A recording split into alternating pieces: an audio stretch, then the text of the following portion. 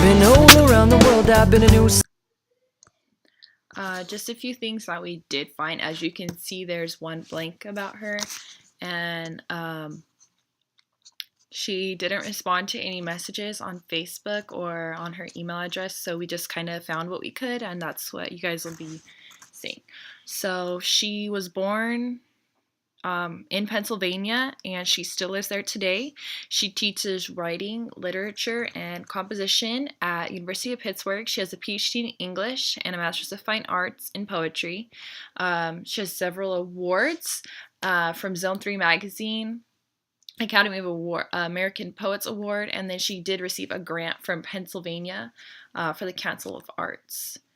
I thought it would be kind of neat to look at her disability definition in medical terms versus how she defines her own disability, because as we've seen with the other poets in Beauty is a Verb, it's not always about the medical terminology that makes them live their lives. So I looked it up, and on Wikipedia, it says that sensorineural hearing loss is basically like a type of hearing loss in which the root cause lies in the vestibulo-cochlear nerve, which is the cranial nerve number 8, and that's in the inner ear central processing centers of the brain. And if you read her essay, you will see that she says that a mixture of misapprehension and generative creativity, of word tag and word play, of loss and gain, that's her disability in her words. And that is in the essay Hearing a Pair, the poetry reading on a new frequency. And in there she even talks about how, like, if it's off a chart, that, you know, she might not be able to hear it, or she will be able to hear it a little better.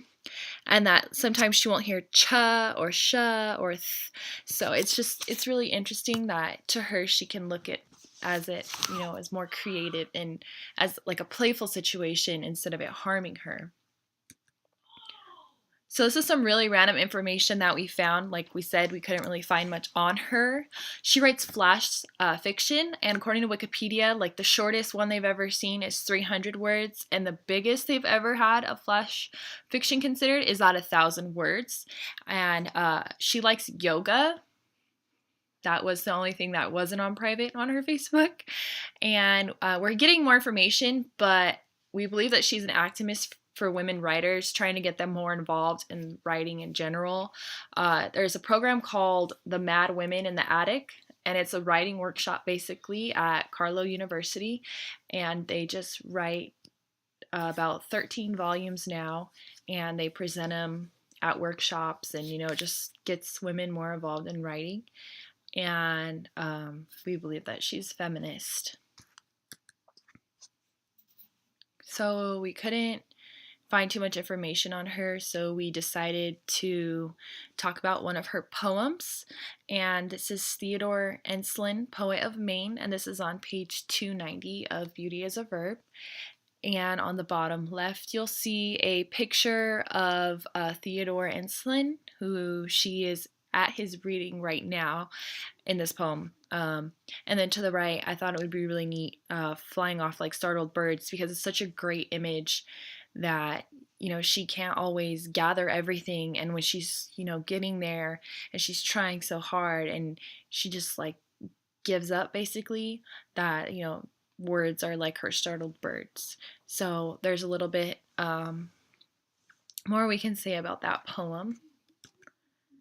I thought it would be super neat if we could talk about her Rate My Professor page, because when you're nervous about a new professor, or, you know, you want to get a feel for what the class is going to be like, am I going to have to read too much? Am I going to have to write too much? The first thing you do is go to Rate My Professor. So I looked her up for the University of Pittsburgh, and this is what I found. She obviously isn't too easy. I mean, I've seen worse.